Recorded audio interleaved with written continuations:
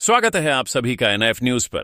मैं हूं आपके साथ। रानी देवी के नाम पर खूब बवाल मचाया जा रहा है।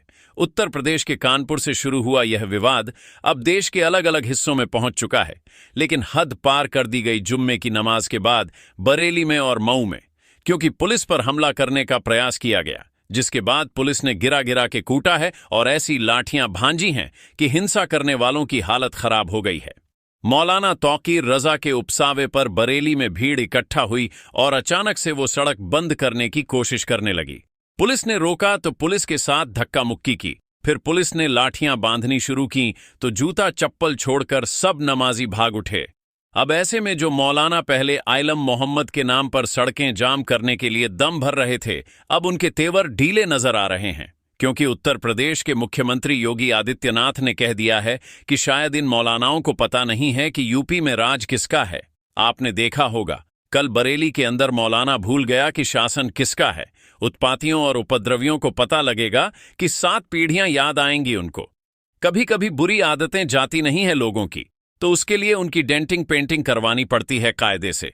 हमने कहा जाम नहीं होगा, कर्फ्यू भी नहीं लगेगा, लेकिन कर्फ्यू का सबक तुम्हें ऐसा सिखा देंगे कि तुम्हारी आने वाली पीढ़ी दंगा करना भूल जाएगी।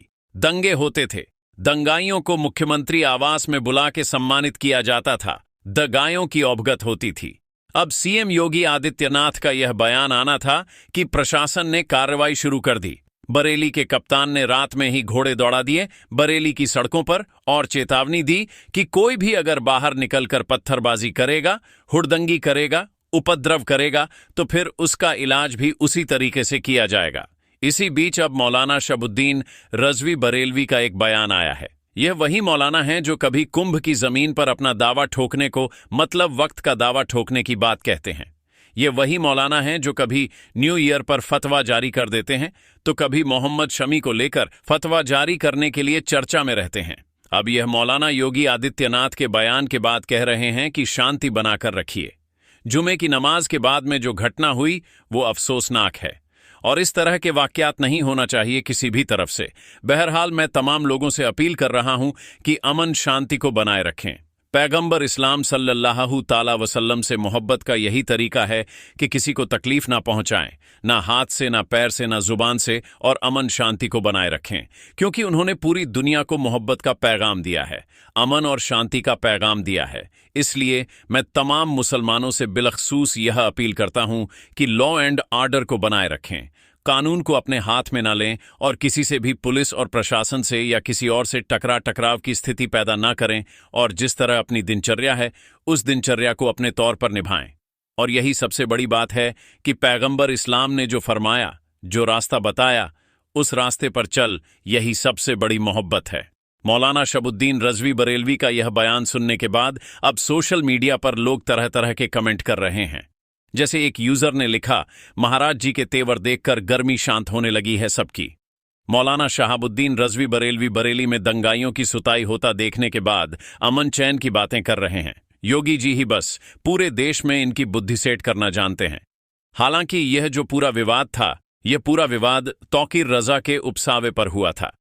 मौलाना शहाबुद्दीन रजवी बरेलवी से कोई लेना देना इस बवाल का नहीं था, लेकिन जब योगी आदित्यनाथ का यह तेवर दिख रहा है तो सभी मौलाना इकट्ठा होकर अब दंगाइयों से कह रहे हैं कि शांति बनाए रखें, वरना सही से इलाज कर दिया जाएगा, क्योंकि सीएम योगी आदित्यनाथ का साफ कहना है कि इनकी समय समय पर डेंटिंग पेंटिंग होती रहनी चाहिए, वरना यह तमीज भूल जाते हैं। बहरहाल बरेली में जो कुछ भी हुआ उसके बाद तनाव वाली स्थिति कंट्रोल में पूरे मामले को कर लिया गया है। पुलिस प्रशासन मुस्तैद है। बरेली के अलावा मऊ में भी इसी तरीके की हिंसा की गई, बवाल करने का प्रयास किया गया, वहां पर भी उपद्रवियों को सही से सबक सिखा दिया गया। अब ये आई लव मोहम्मद का बवाल क्या है, ये थोड़ा समझ लीजिए। 12 वफात 5 सितंबर के आसपास था और कानपुर में उस दौरान पोस्टर लगे आई लव मोहम्मद। अब जहां पर पोस्टर लगे वहां पर नवरात्रि को लेकर पांडाल बन रहे थे। वहां पर हिंदू समुदाय के लोग हमेशा से पोस्टर बैनर लगाते आते रहे हैं। उनके पोस्टर्स को फाड़ दिया गया। हिंदू समुदाय ने कहा कि यह नई परंपरा शुरू की जा रही है और इससे विवाद उत्पन्न हो सकता है। पोस्टर लगाना भी था तो लगा सकते थे, लेकिन हमारे पोस्टर्स फाड़े। यह मामला वहां पर शांत हो गया थोड़े तनाव के बाद, क्योंकि कानपुर के दंगाइयों को पता था कि सीए एनआरसी के दौरान जिस तरीके से कुटाई हुई थी, अगर अब की हमने कुछ उपद्रव किया तो फिर हमें मिट्टी में ही मिला दिया जाएगा। इसीलिए कानपुर में तो बवाल नहीं हुआ, लेकिन कानपुर ना सही, उत्तराखंड के काशीपुर में बवाल कर दिया गया, गुजरात के गोधरा में बवाल कर दिया गया, हैदराबाद में बवाल कर दिया गया, महाराष्ट्र के नागपुर में बवाल करने की कोशिश की गई। हालांकि वहां पर फडणवीस प्रशासन ने नकेल कस दी तुरंत, इसीलिए मामला शांत हो गया। लेकिन आखिर में बरेली चुना गया पूरी हिंसा के लिए, बवाल के लिए, उपद्रव के लिए, और बरेली में 15, 16, 17 साल, 18 साल के युवा सड़क पर उतर आए और बवाल काटने लगे।